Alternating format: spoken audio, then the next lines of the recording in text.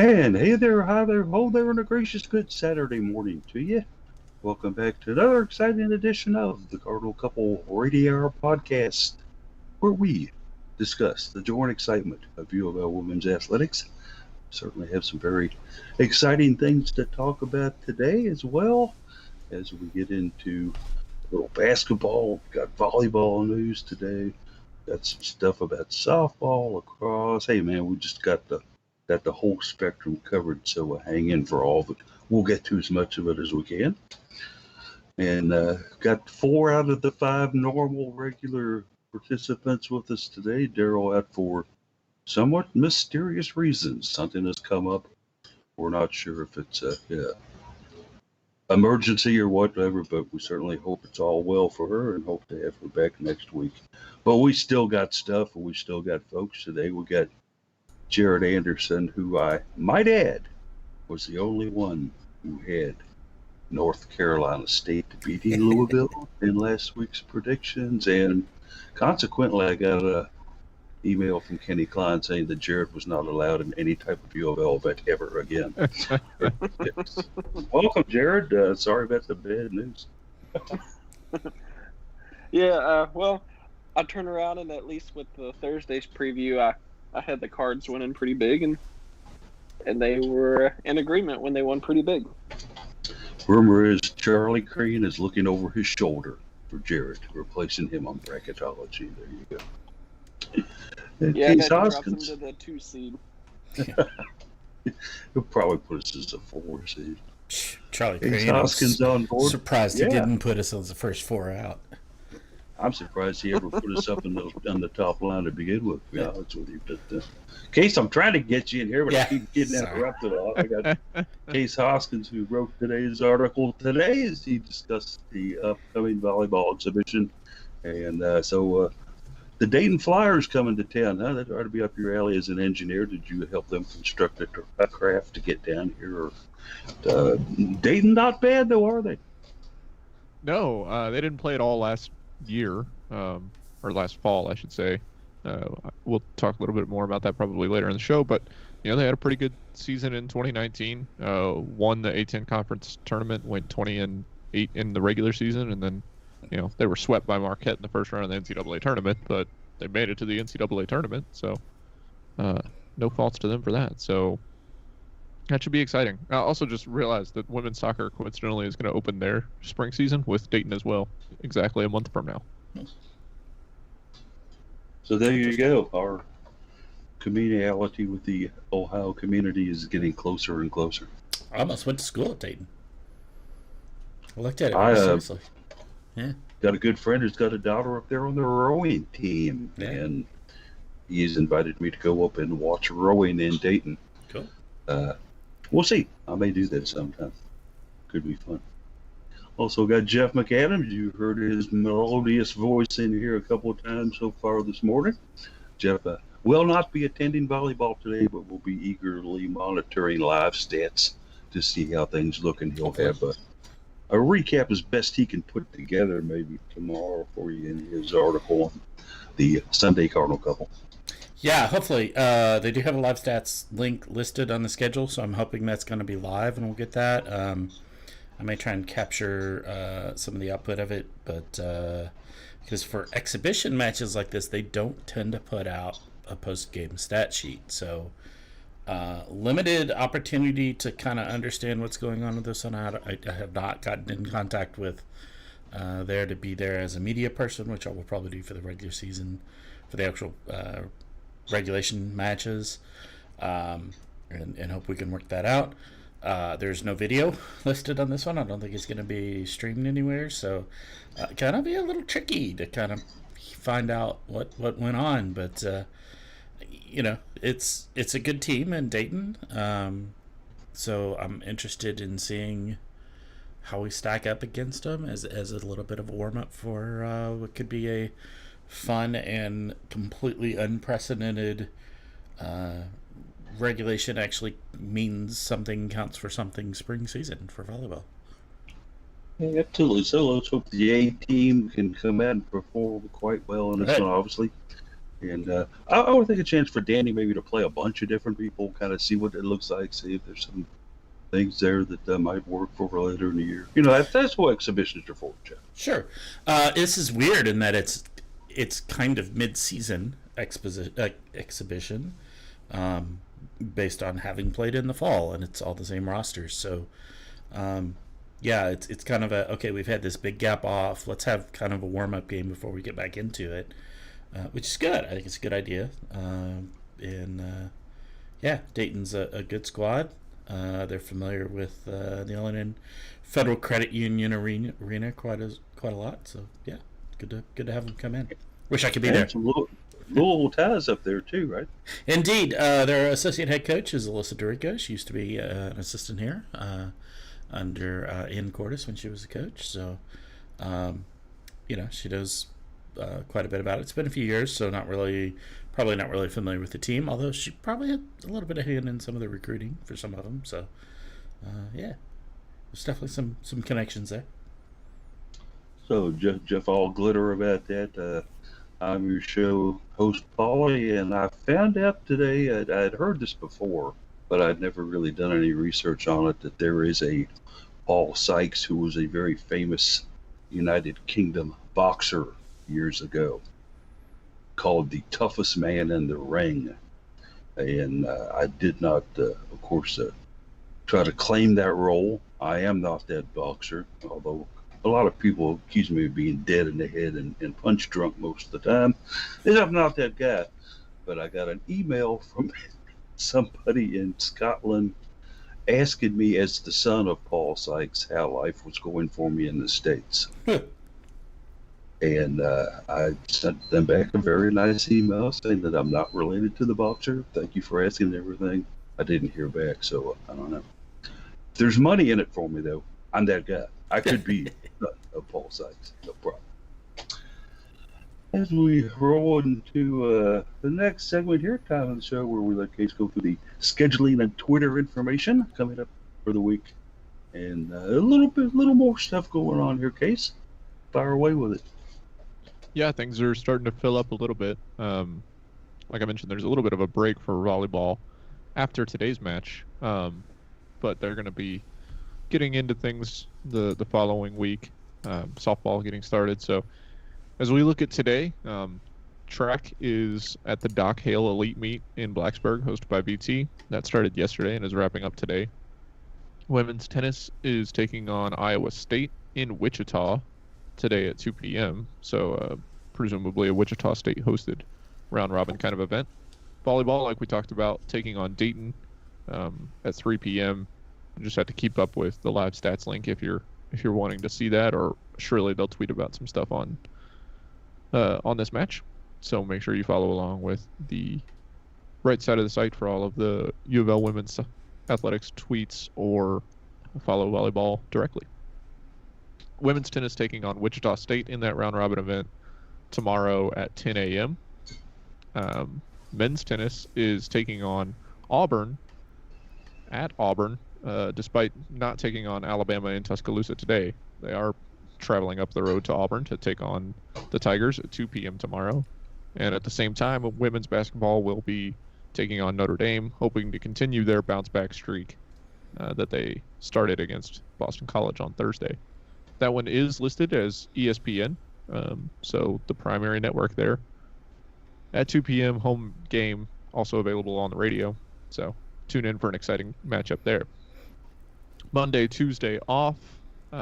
Wednesday, men's basketball hoping to get back from their second COVID-related pause. They're scheduled to take on Pittsburgh in the Yum Center at 9 p.m. on Wednesday. So that's a late one. Women's basketball still in the Yum Center for another home game against Georgia Tech at 7 p.m. on the ACC Network Extra on Thursday. That's another revenge match for E and Liz. On Friday, track heads to Nashville for the Music City Challenge, and women's tennis might share a bus as they're going down to take on Vanderbilt at noon on Friday. Saturday, we don't usually talk about because there's another show, but there are two games taking place during or before the show. So softball will get their season started. They're in Columbia, South Carolina, for the South Carolina tournament. They're taking on UNC Greensboro at 11 a.m. And then lacrosse will get their season started as they host Florida at 11:30 a.m. In the Louisville Lacrosse Stadium. Men's basketball underway at noon against Virginia Tech on Saturday, and then just to round it out, softball taking on South Carolina at 1:30. As we move into the Twitter accounts, as I mentioned, follow along to the right side of the site for all of the UofL women's athletics tweets.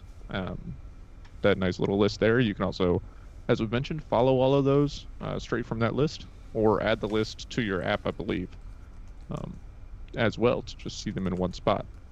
I tweet is at best case scenario, BST case scenario. Still looking for that additional limit on Twitter, but they still just want 15 characters despite tweets getting longer and longer. Jeff tweets is at Jeff McAdams and at Card Couple Radio. That one will finally be back today, I assume, with volleyball on the docket. Try and pull it out and put some stuff on it. I'm not sure what I'll be tweeting from it when I'll only have live stats to work with, but we'll see. Might at least retweet some volleyball tweets. Yeah, that's a good idea. I should do that. Polly tweets is at Cardinal Couple. Jared is at Mr. Anderson Jared, and he'll be. Will you be in the arena for taking photos today, Jared? I haven't heard anything about doing volleyball for the spring, so I will not be. Okay, but like we've talked about, he will be in the stadium tomorrow for the basketball game, and then we'll head over to lacrosse once that gets kicked off. So make sure you follow along for all of his pictures. And then Daryl, who's not with us today, tweets us at DarylFaust4. And that's it. That's scheduling and Twitter for you, Paul. And there it is. Boom, boom. Knocks them all down. A couple of things about the basketball real quickly is that the game tomorrow against Notre Dame will be the Think Pink game, where I doubt they will have the Breast Cancer Survivors March that they traditionally do each year for that. That seems unwise. That seems like a high-risk group. So very, very much. It will not be happening. Yeah. But certainly, if you have pink and you want to wear it to the game, go right ahead. I'm going to bring out my multicolored pink tennis shoes. So make sure to get a photo of those later on, Jared. And then the final home game of the year on Thursday against Georgia Tech. Very scary Georgia Tech team that could come in here. It's also obviously senior night, where we'll honor Dana Evans and her fine career that she's had for the Cardinals these last 4 years. And then it's 4 on the road after that, guys. 4 on the road. Heck of a way to end the schedule. And we'll keep you up on all that. Always check Cardinal Couple Daily. We always put some great articles on all that stuff out there, so make sure and read us when you can. So moving on into the meat and bones of it today here. Of course, we'll start with basketball, where we'll boldly tell you that Jared Anderson was the only one who had the prediction of the NC State game correct. The only one who picked NC State to win, and was by far the closest in the point differential. He has, however, upset a number of people down at the University of Louisville with his selection. He will no longer be allowed in any UofL events, no matter what they are. And he has picture posted in all venues, where if any security should see him trying to sneak in, they are immediately to hold and keep him from getting in there. So sorry, Jared, about that. Never pick against the Cards, buddy. That's the story there. I don't plan on picking against them the rest of the season. I think from here on out, they're looking pretty good. It's a new leaf turned over. It might be too late for you, though, pal. The 74. You dug your grave already, man. 74-60 game that NC State beat Louisville in on Sunday, a game that the Cards got a huge effort from Dane Evans, not so much from the rest of the squad. Two areas where the Cards were really kind of hurting in that one, obviously points in the paint and also rebounding on that. Jared, you were down there with me. This is a very good North Carolina State team right off the bat. I heard Sam Purcell say after the game they're a Final Four team, and they certainly came in and showed it to us, didn't they? Yeah, and you got to think they also had Cunane back for the first time in several games after being cleared to play. So it was a little bit of a welcome home for her and a little exciting for the rest of the team. So Cunane was plenty impactful down in the post, and it allowed the rest of the team to really open up and play their game, which when you've got a talented roster like that as is, you don't really need anything easy to come at you, because then, I mean, even with a challenge, they're scoring at will sometimes. So NC State, they're an incredible team, and I think Wes Moore has just built up a very solid program over the past few years, and this is a team that could win it all for NC State, the same way we view UofL as a team that could win it all this year. And looking at this game case, kind of breaking it down, the Cards did actually manage to tie NC State in the first quarter. Things were looking pretty good there, but in the second state, NC State started at the second quarter with 5 straight points, capping off an 8-0 run, actually, that they'd had there. Outpointed the Cards in a kind of a bleak lack of offense quarter there, where they outscored the Louisville 11-7 in the second quarter. So we're looking at a 29-25 halftime score here, which in some cases this year Louisville's done that in the first quarter against opponents. So the offense wasn't exactly clicking, was it, sir? No, not at all.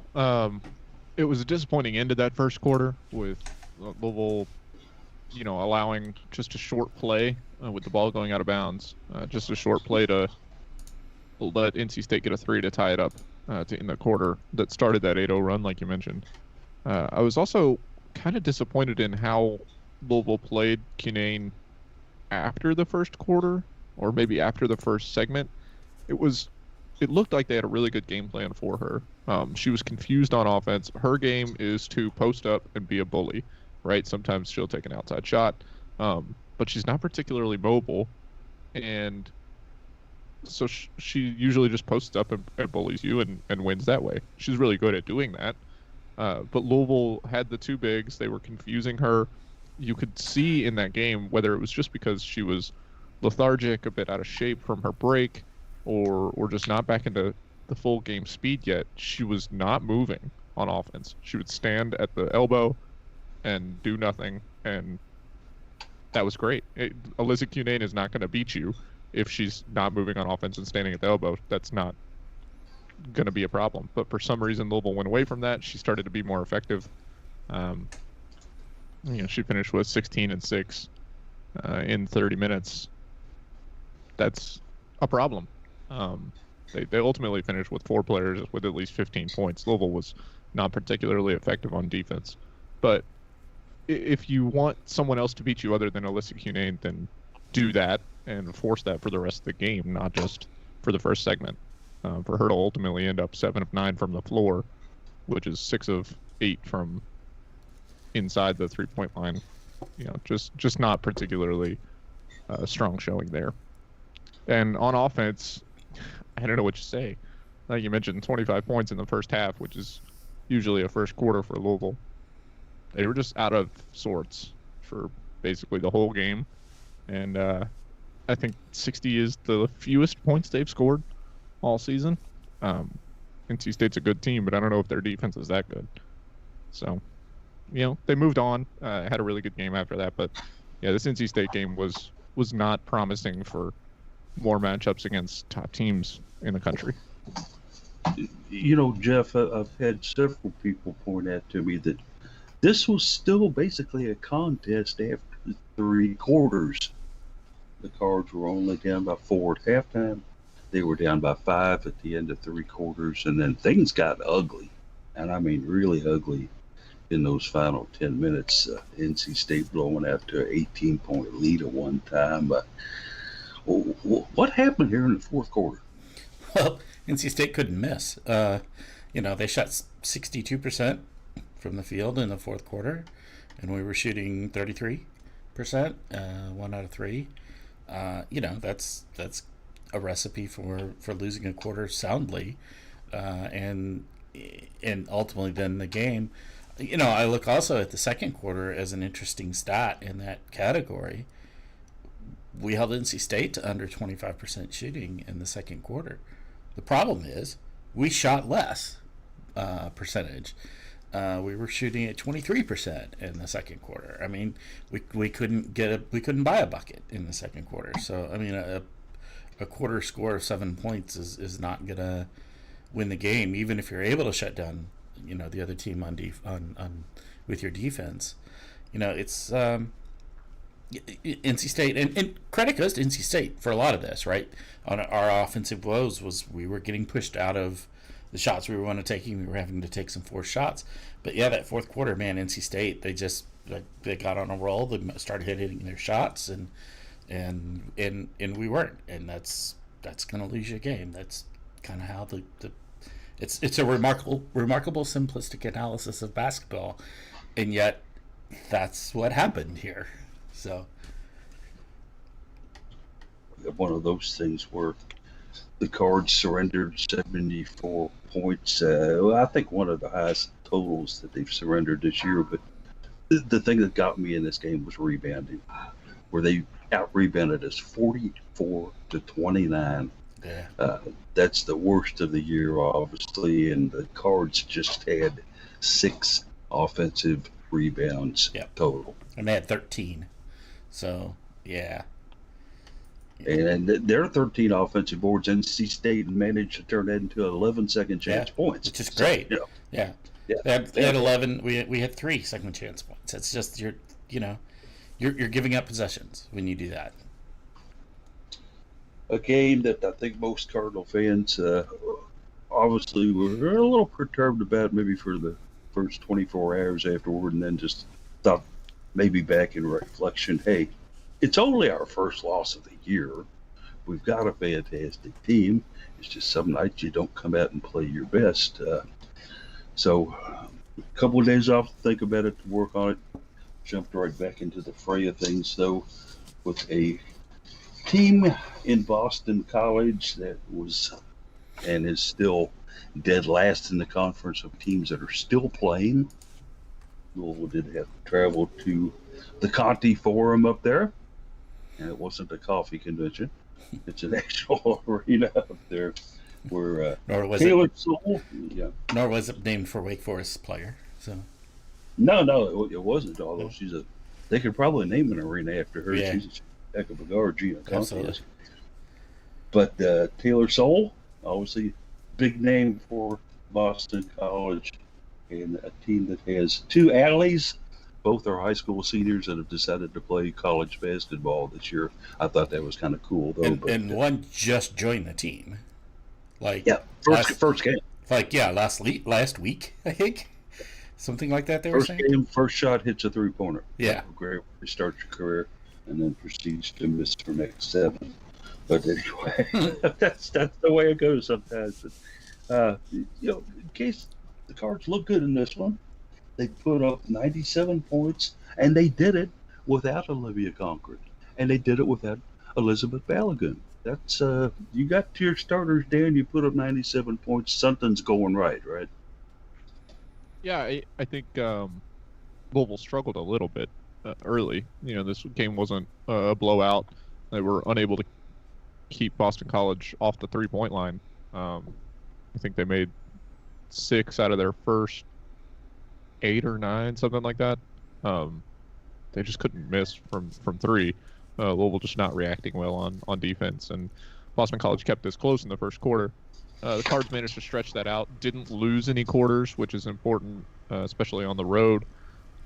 Unfortunately for Allie Palmieri, I think at one point in the second quarter she got matched up on Dana Evans, which that's tough. That was not I think what Boston College was hoping for. Was might a want high to school rethink senior. that one. Brand new you don't want freshman a high school coming in senior. and throwing Dana Evans. Yeah, that's great. Yeah, it didn't work. Here's a bus. We're going to throw you underneath it. Don't worry about it. It'll roll over and you'll be fine. The baptism by fire of the greatest proportions, I think. One of the things that stood out to me was Mikasa Robinson getting 35 minutes in this one. I saw on Twitter during the NC State game, I thought was pretty apt analysis of what was happening for Louisville. None of their guards could score, except for Dana Evans against NC State. And Louisville just needed a shot in the arm of something. And if you're not going to score from the guard position and you're not playing particularly well on defense and you have no energy, I'm not sure why Mikasa Robinson only got 10 minutes in that game. Really seemed like that she could provide all the things that she does for Louisville, except for scoring. And if nobody else was going to score, then it didn't hurt to put her in. But she was rewarded in this one with 35 minutes. Like I said, she finished with 8 rebounds and 2 assists, a block. She scored 2 points. There was a couple of times in the first half in this one. I admittedly went to bed at halftime. Had to wake up early yesterday. But there was a couple of times in the first half where she would get the ball, she'd drive the lane, and it's a play that we've seen Dana Evans immediately pull up for an easy basket multiple times. And Mikasa Robinson had the exact same look and just pulled it out, which is not what you need. We've talked about it a lot, that she needs to pull the trigger on some of those shots. She needs to be in the gym taking shots and getting more comfortable doing that, because to a certain extent, when you've got players that you're missing and she's going to be a starter, you do need that. She can't just back the ball out at every opportunity. In particular, I think on the possession I'm thinking of, she had a great look, should have taken the shot, pulled it back out, and Louisville got nothing from it. That's just a wasted opportunity. But every team needs a facilitator, though, and that's certainly what she can do. That's true, and it's hard to nitpick from a 30-point win on the road. But like we said, Boston College is not very good, and it is what it is. We'll see if Louisville can continue their, like I said, bounce back tour when they take on Notre Dame tomorrow. Yeah, like you said, if you're going to have players out there that are not really contributing a whole lot, they're not a spark on defense, they're also not hitting shots very well, might as well at least get the defensive spark on the court, right? At least that's something that can trigger other things to happen. But yeah, I do agree. We've talked about it a lot. I'd love to see her taking more shots and hitting more shots. That's the other critical part of it, is actually being able to hit some. We've seen she's not a great shooter, to be honest, and to be fair. But if she could get some confidence, get some shot selection in there, she ends up getting a lot of opportunities, and I think it could be really powerful if she could get into that position to take advantage of that more. Hey, and today is her birthday. Indeed. By the way, too. So, Casa, we certainly hope that you get a nice piece of cake down there. Don't eat too much of it, though, because you might be counted on tomorrow against the Notre Dame Irish. Jared, how about this? Kono, 21 minutes. Alana Smith, 14 minutes. Ramani Parker, 10 minutes. And Brissa Russell, 12 minutes. Jeff kind of went into the bench a little deep there, didn't he, sir? Yeah, but as Case mentioned, you had both the Balagoon out and Cochran out for different reasons, so that you had to see a few other players out there. But it's nice that the game that we had a couple players out, we were playing a bottom of the ACC or bottom half of the ACC team versus having to play somebody that's like Georgia Tech or NC State. And I thought all of those players put forth great effort when they were out there. At no point did they appear that they were lacking confidence. You never saw where they weren't hustling, which we know Coach Walls always gets on players for not hustling and putting forth full effort. Kono showed some signs of confidence on offense too. She wasn't afraid to put up a shot here and there and got some to fall in. And I thought Russell had a very strong presence down low in the post, despite being a little undersized, just maybe still being younger as they're trying to work on getting her a little bit bigger and stronger. But it was really nice to see those players get that playing time. and that may benefit them later on the season. If we have to get one of them out there, they'll have a little more confidence, and they've got a little bit more of that in-game versus another Division One opponent experience. And also, when you're looking in the long run, it'll be great in these future years as well. Yeah, Walls has repeatedly stressed that both Parker and Russell need to spend some time in the weight room, need to spend some time with muscle definition and things of that nature. But they, hey, that's all fine and well and good, but they did come in and contribute 13 points off the bench. So, oh yeah, I just wish I could have their metabolism. Yeah, I wish I had that energy as well, sir. A game, Jeff. Here's two amazing stats right here. The Cards shot almost 57% for the game, and they won the points in the paint battle, 50-32, and also out-rebounded them 43-27. So all good stats there, buddy. Yeah, absolutely. We look at the one real positive stat from the NC State game was blocks, right? We had 8, they didn't have any. That doesn't win you games, right? These other stats, they're fun. I love blocks. I love getting up good block, man. I get excited when I see them, but it doesn't win you games. These stats are the ones that win you games. Blocks can contribute, but these are the stats that win you games: shooting percentages, rebounds, points in the paint, forced turnovers. Those are the stats that win you games. Ironically, it was a block that led to NC State tying the game at the end of the first quarter. Yeah, it was blocked out of bounds. Right. Yep. So certainly one of the things that Louisville can hang their head on, and Jeff Wallace after the game was impressed with the win, was impressed with the offense and the defense, but came out and said on actually several different times talking with Nick Curran, I need this team to get meaner. I need this team to get tougher. Let's kind of bat that about. You agree with Walls' assessment on this case? Sorry, I was on mute. Okay, Case, are you with us? Am I there?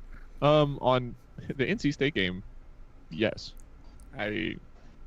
Louisville had 13 personal fouls in that game. NC State had 13 personal fouls.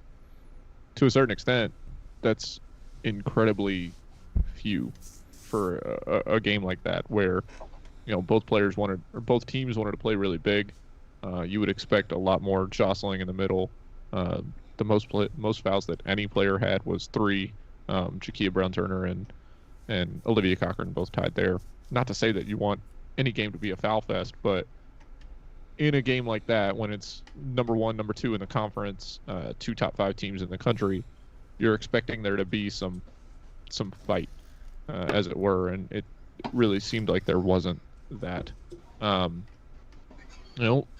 We talked about Louisville being a little bit lethargic on defense in that game as well. And the blocks are one thing. To have that many is great. They won not just the blocks battle, but the block steals battle, 16-6.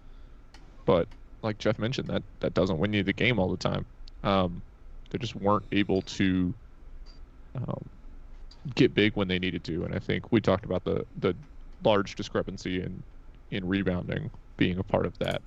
So yeah, I think Louisville could do to get a bit meaner on the inside. Dana Evans has got it.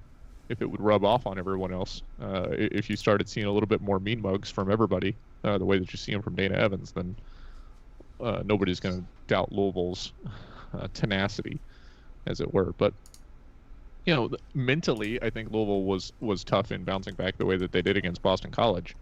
It would have been nice for them to be stronger on defense in that first quarter and put the game away incredibly early, but for them to still win by 30 on the road after that deflating loss against NC State, then yeah, I think there's some mental toughness, but some physical toughness they might still lack a little bit. Jared, one of the things that I thought about this game that was a little perplexing to me was the fact that Haley Van Lith had, I think, rather high amount of turnovers in 5. Of course, obviously Dickens is a heck of a guard. Schwartz is another good one. But 5 turnovers out of Haley is just kind of, one of the things that you get with a freshman here, or were they seeing something in her of her passes that just didn't look to be all that?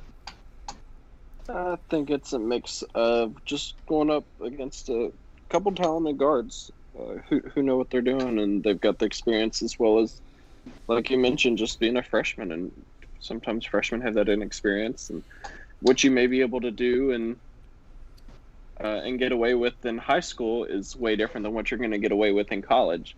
I mean, you can get caught with the ball a little looser and out there, or looking around the floor. But in college, sometimes all you need is that split second of a difference, and a defender is able to take advantage. And I think we've seen that time and time again from Dana Evans and Mikasa Robinson working in our favor this season, and it just happened to go against us a little bit Thursday. But it's just a learning lesson, and I think as Haley Van Lith plays more games and continues to grow, we're going to see fewer mistakes and more awesomeness out of her. Have to agree with that 100%. So the Cards go to 17-1 with the win. Anything else on this, guys? Anything else you want to toss in before we move on to the upcoming? Yeah, it was just it's a great way to bounce back after a loss. You can come out of a loss and keep your heads down and just kind of think our undefeated season's over, our number one ranking's gone. Or you can come out and be like, oh, well, it's one game. Maybe it was a fluke. Who cares? Let's move on, get past it, and look forward to the rest of the season. And I think that's exactly what they did. They put a game against a potential Final Four team behind them that's a top 4, top 5 ranking team. Like, it's no big deal. It's one loss. In the long run, who cares about one loss in the regular season? Go on and use that as a learning opportunity to get ready for the postseason. And I thought they were excellent with that. Yeah, it's one loss, and it's not a loss it's not a bad loss. It's, like you said, it's a loss against a likely Final Four team. Okay, so now some of that stress is off of you. You don't have that undefeated tag that you're trying to defend now. You can go out and play your game and play well. I think Luke Hancock mentioned it really well on Twitter. He talked about in 2013 there was a Louisville team that was 16-1, number one team, found some adversity, and they went on to have a pretty good season, you might say, after that. So, Louisville was a 16-1 team. Not according to the NCAA, but okay. It's on YouTube, Jeff. You can find it. I know, right? I've still got my banner. I don't know. I think Wikipedia still says it. I've got a piece of the floor out in the office. Who is it? It says I still get this big ass ring, right? Yeah. Yeah, that's Kevin Ware. Yeah. Kevin Ware. Yeah. But yeah, they're going to put that game behind them, like we said. They already kind of did against Boston College, and they're not going to forget it. There's a difference between putting a loss behind you and forgetting it. And Louisville's not going to forget the way they played. They're not going to forget that it was a subpar effort from them. I think we can say with confidence that it was, other than Dane Evans. But, they're going to move on. There's a lot of season left to be played, presumably. And, hopefully, yes. I don't think anybody's doubting that this team is still destined for the Elite Eight and beyond. Well, Charlie Cream might be doubting it, but most people are not doubting that this team is destined for the Elite Eight. Charlie and Jared both, yeah.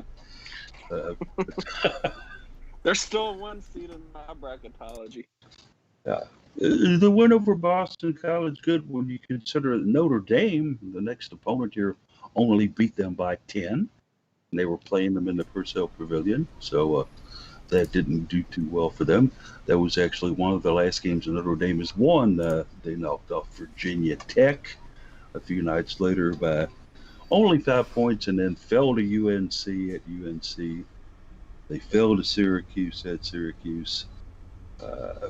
Fairly close games, but they still lost both of those, and then come into Louisville tomorrow. This is a team that has some very good players on it. I mean, you look at Sam Brunell inside. You look at Maddie Westbeld inside. 2 very, very strong post players who can go in there and really rebound and put it up with you and step out and take the 3 when they need to.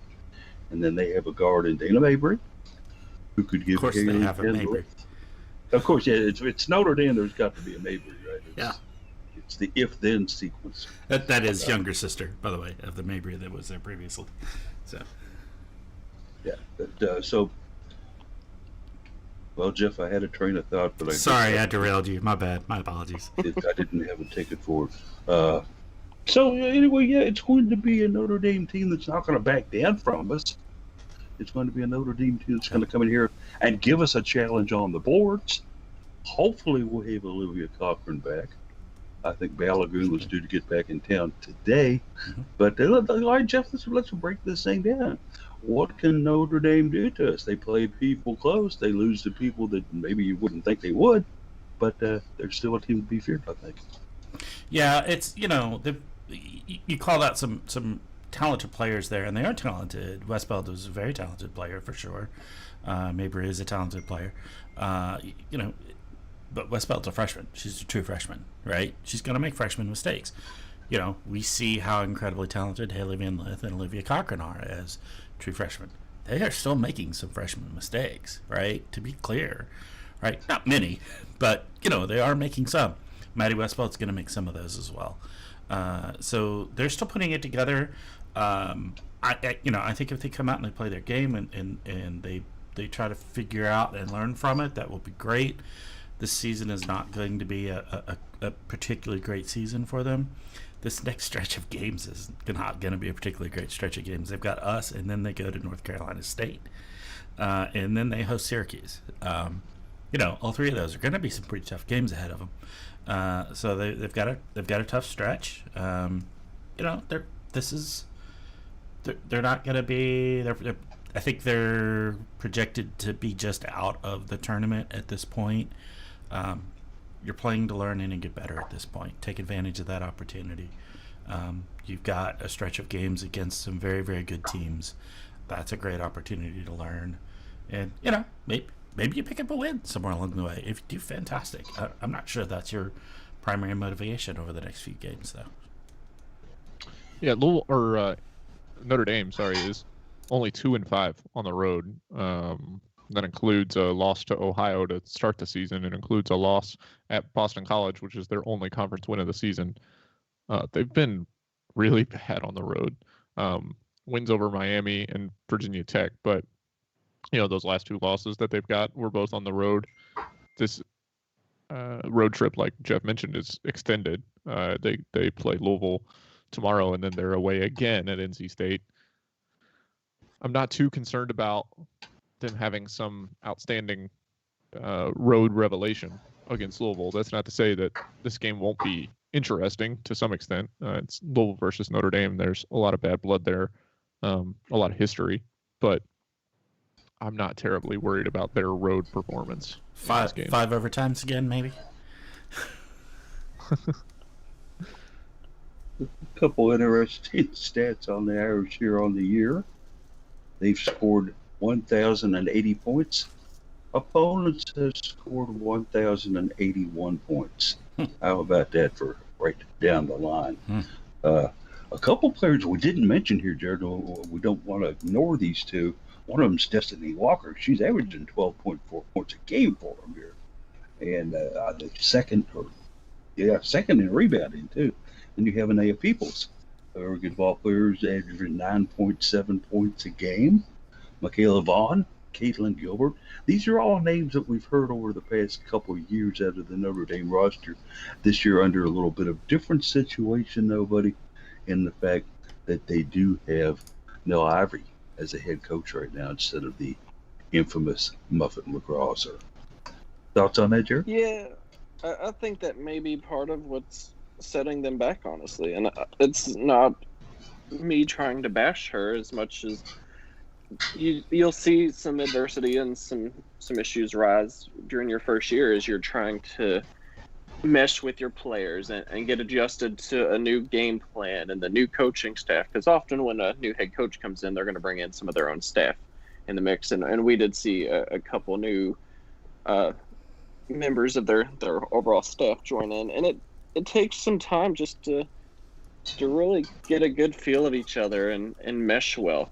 So I think they're going to be more of a threat next year. I mean, they've got the talent this year, and I believe, well, I guess because of the qualifications and the NCAA allowing everybody to get another year, everybody's eligible to come back. But I'm either way, I'm pretty sure most of their team's going to come back anyways. So this may be more of a game where Notre Dame's like, okay, we're getting a feel for Louisville, and we'll see and have a better understanding how we need a game plan against them for the 2021-2022 season. So I think that may be more of what we're going to see tomorrow. It's one of the things that I worry about when I look at this Notre Dame roster is their rebounding strength. Okay, Westbeld knows how to clear the boards. Brunel definitely knows how to clear the boards. Peoples, Walker, both can hit the boards very, very hard on you. And Mabry is a good rebounding guard as well. So what are some of the things that the Cards got to do to at least hold their own against this squad on the boards? Well, hopefully get Olivia Cochran back. That would be a plus. That would help. But, Louisville's been having some good rebounding from their guards as well. In the last game in particular, Narika Kono had 7. Mikasa Robinson had 8. So Louisville's been doing a decent job getting on the boards. We know that it was very indecent against NC State, but that game being what it was, I think Louisville just has to play their game. Guards have to get in position for long rebounds, take advantage of those opportunities, and the players on the inside are just going to have to be strong. You'd love to see Louisville get as many as 17 offensive rebounds again if they could, but I wouldn't anticipate something like that happening. But primarily, just have to limit Notre Dame's second chance points opportunities, clear out the boards on defense.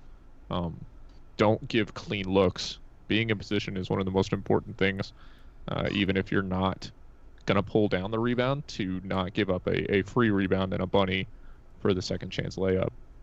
That's going to be the primary thing, is being in position both for the bigs and for the guards.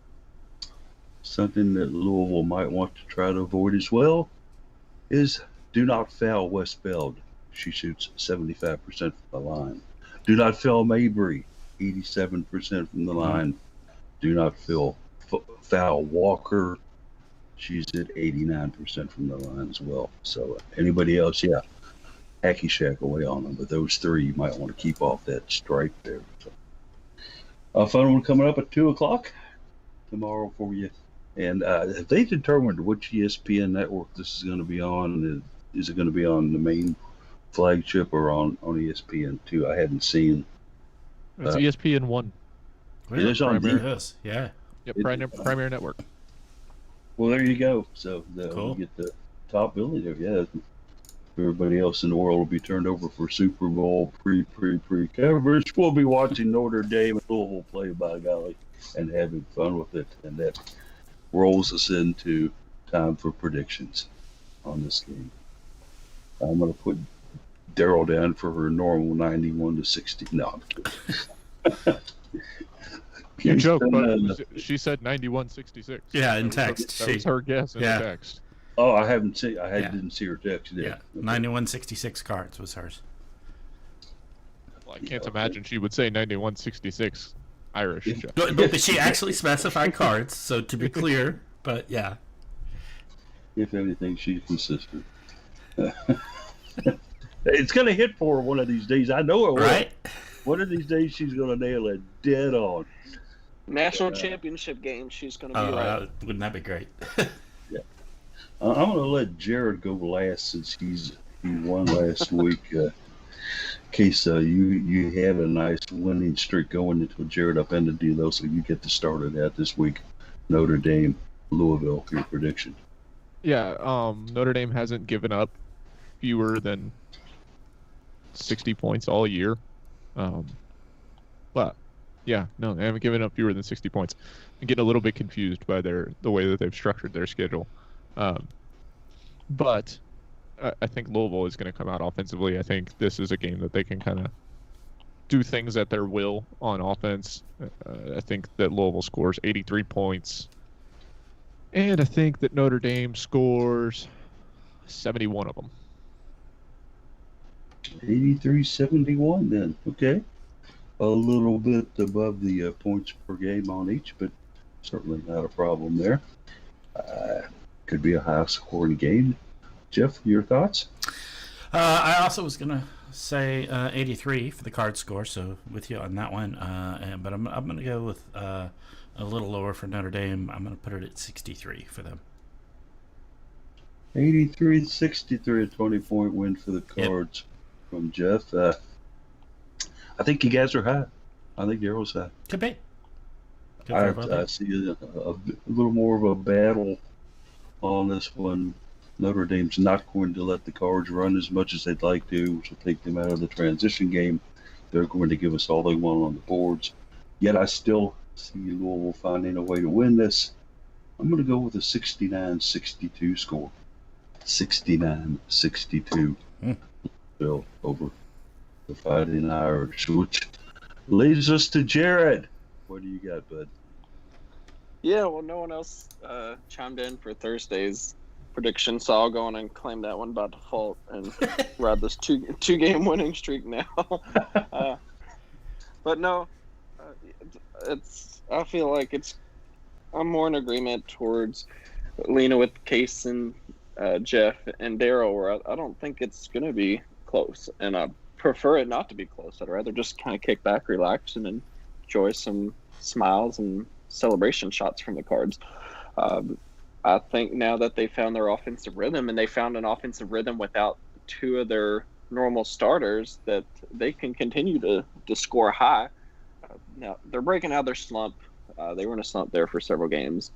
They found their rhythm again. I'm going to say another 20-point victory here, and I'll say 88-68 for the Cards. 88-68 is all you guys are way up there. Just to remember something I just got information on too, that Ivy has an ear bug and Muffet is on the other end. Oh, if Muffet's coaching, let's say 100-67. Ouch. Cool. Probably not going to get invited on that show anytime soon, are we now? Hey, I will give Muppet McGraw one tiny iota of credit. I expected her to go in on the Cards after that loss against NC State, and at her first opportunity, she did not. Yeah. That's the only credit I'm gonna give her, is that she didn't just completely obliterate us for losing to NC State and Right. do it. And I told you so when I fully expected it. But that's it. I agree. If she was coaching, then Louisville would win by even more. Oh, Wow. the disrespect. Oh, the love. Okay. Brutal. But Taylor, I do want to kind of get into a couple other sports here in the remaining time we have left. So with our predictions there, let's talk a little volleyball, huh? Going on.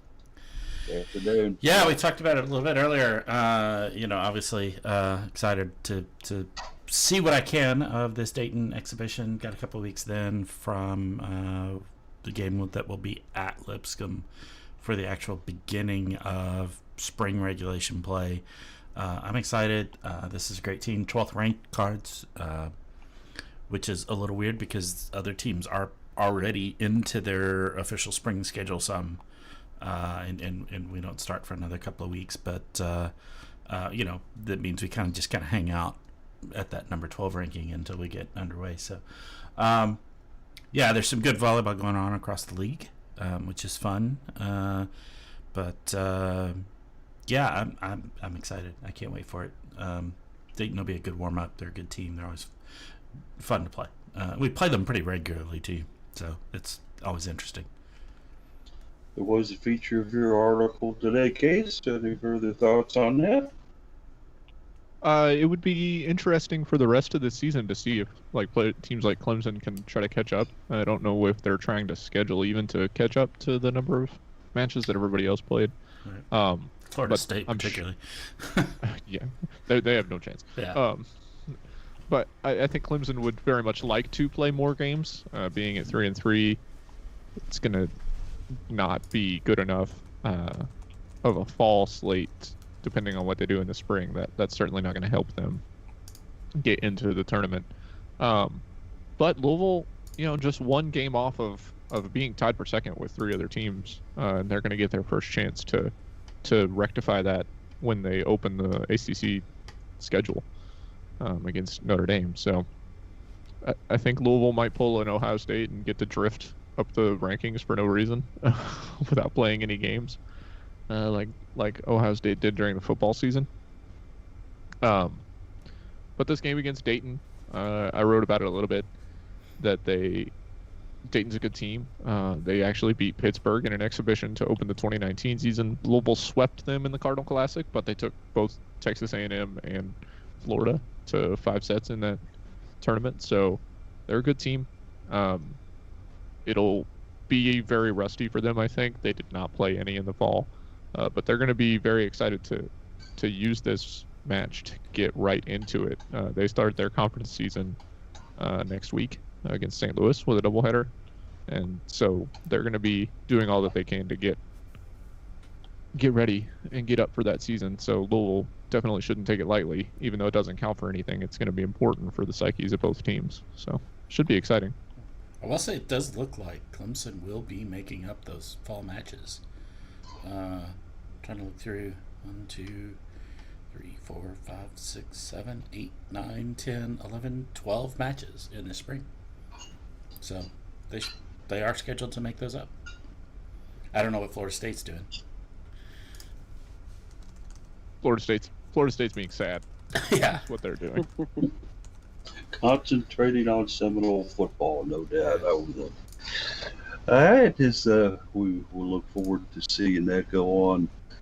Jared, I know you and I like the A team down on campus down there. Haven't heard yet whether you're going to be taking any photos, but certainly just talk about the fun of taking shots of Michael Jones. Oh yeah, it's fun. Aiko has some giant hops, so she'll get way above the net, making my job substantially easier. But she's also one that isn't afraid to hold back on showing emotion on the court. And volleyball, I think in general, some of the celebratory shots, and even with masks, you can still tell based off people's eyes and kind of the way their face may scrunch up or spread out that you can get the celebration. And you don't see it as much in other sports. I know a lot of our women's basketball players don't always show a lot of emotion, so it's nice to get it when you can. But no, especially Aiko. Aiko is just so full of energy, and she's dancing around, and even if she's not out there on the court and she's just on the bench, she's doing something to hype her team up. So she's always fun. If I were to have 2 cameras, I'd have the second camera on her at all times. The Jasmine Jones sensitivity court is now in session. If Jazz could teach a little, probably taught Aiko a bunch of emotion before she got out of it. But anyway, on that, certainly looking forward to finding out the results on that. We'll see how it works out as well. Also, going to have a little chance to talk with both Holly April and Scott Teeter on Tuesday. UofL having a conference with those 2 head coaches as they get ready to begin their seasons. Let's just kind of look at, we've talked a little softball in the past. Let's take a look at lacrosse here. They get 4 games at home to start out with. Jared and I will be out there Saturday, so we won't all likelihood miss the show. I may try to check in from out there, but that doesn't ever seem to work for me. Case puts me on mute and then hangs up on me and mentions, no, I'm just kidding. Because you stand directly in front of a tuba when you do it. I can't help it if Jared's playing the tuba and taking pictures at the same time, Jeff. It's not my fault. Yeah. Yeah, it's a euphonium, by the way, not a tuba. Yeah.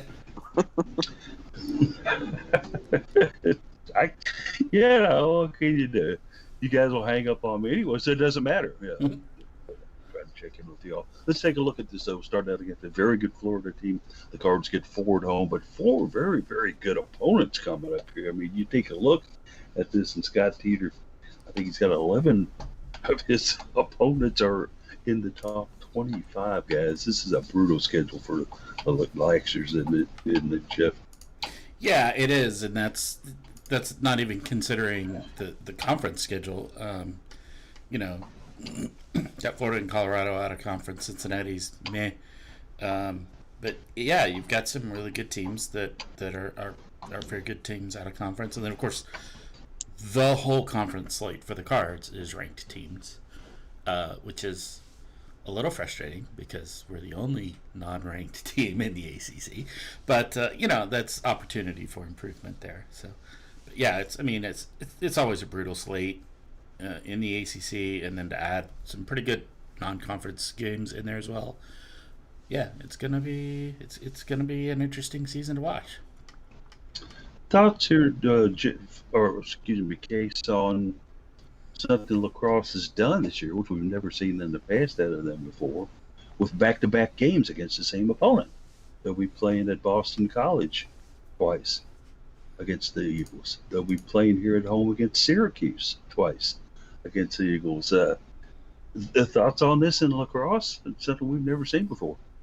Yeah, I think if I recall, they have played multiple games against the same opponent in the same season, usually a home and home kind of matchup. And I think just the way that things are with COVID, as we know, if they're going to get those games in and make them conference matchups anyway, you just kind of eschew the home and home and play two double headers just to get those games in and minimize travel. We've seen it with a lot of the other teams throughout this year. So it'll be exciting. I think it'll give Louisville a lot more opportunities than they usually get. Louisville lacrosse, as we talked about, has some struggles against ACC opponents. They play in a really good conference. They're still rebuilding from what was a disaster those few years ago with the roster and how everything shook out.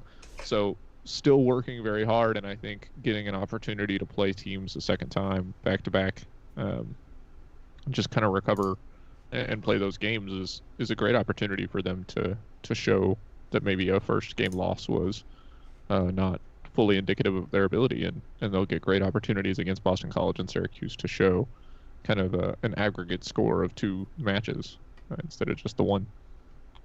Interesting that they chose not to do that with Notre Dame, playing them the third game of the year and then the final game of the year, a space from February 28th to April 24th there. But an interesting schedule as well here. I'll get this in real quick. 4 games at home, 3 on the road. They come home for 1. They go back out for 4, then 3 at home, and end on the road. So it's either feast or famine here, huh? Yeah, that's not terribly unusual for lacrosse, but obviously the doubleheaders in there is the unusual part of that. We do tend to have Notre Dame multiple times in a season. We've had some really, really good matchups against them as well, including some overtime, which, raise your hand if you've heard that before with a UofL Notre Dame game in any sport that goes, bonus play. There've been some fun ones in there, so that'll be interesting to see how that goes, and I'm looking forward to it. It's going to be exciting. I do agree. It should be an exciting time ahead as we watch Teeter's guys and gals go out there against the best of the best in ACC lacrosse. Hopefully they can do well against them. Certainly want to see them do the best they can.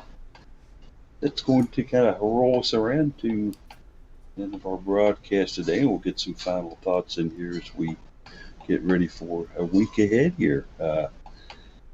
Jeff, final thoughts from you today, sir? I'm excited to get, shocking no one. I'm excited to get to watch volleyball again. Won't really see UofL for another couple of weeks, but I'm catching a few other games from around league play, so kind of fun. Nebraska clobbered Maryland last night, so that one was kind of interesting to see that. So, it's my sport. I love it. It's exciting. So Nebraska good in volleyball. Who would have ever figured that? Right? Yeah. Case, what's on your mind? It's still a ways off, but I'm excited for this Louisville soccer spring season. The schedule looks like an actual Louisville soccer spring season. They only have the one ACC matchup, but they've got work to do. Fortunately, playing some SEC programs, some good local programs in Dayton and WKU, and then the ACC game, like I mentioned. They went 4-4 in the regular season before bowing out against Virginia in that shortened ACC championship. With only 48 teams making the tournament, I think Louisville probably needs to win, 4 of these games that they've got in the spring to have a chance. So it's going to be a tough one, but we'll see if they can make it work, and we'll get a preview of the life without Amina Ekic. I was going to say, they begin the post Amina Ekic era at this point. Yeah. I got a feeling, if at all possible, though, she will be in the seats at Lynn Stadium cheering on her teammates, if possible. Mm-hmm. Jared, what you got? Yeah, we had the National Girls and Women in Sports Day this past week, and I thought UofL did an excellent job, especially with their social media presence for their different teams, just highlighting the successful careers of many of the young ladies as they move into the adult women, highlighting what they did on campus, and then also highlighting, I guess, what some of them are up to now.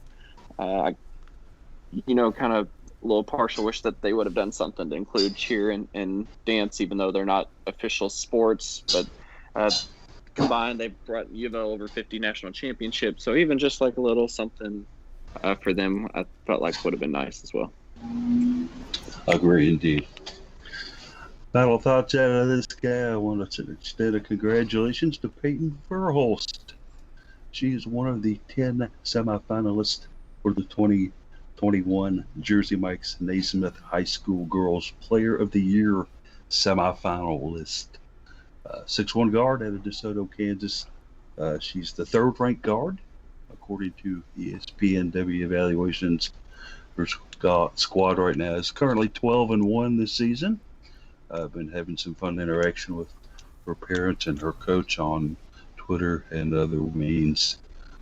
Peyton is fired up about coming to Louisville, and I think that the fans will be fired up to see somebody of her quality, integrity, and also basketball abilities. So keep it going, Peyton. I hope you win this thing. You're up against some pretty good players here for this semifinal to final maneuver, but you can do it. You can do it. Okay. That'll do it for us today. Next week could be a little shortened the lineup for you, but certainly tune in. Catch the Best of Cardinal Couple Radio Hour podcast, where we bring you the joy and excitement of UofL women's sports. We'll see you then. Everybody have a great weekend.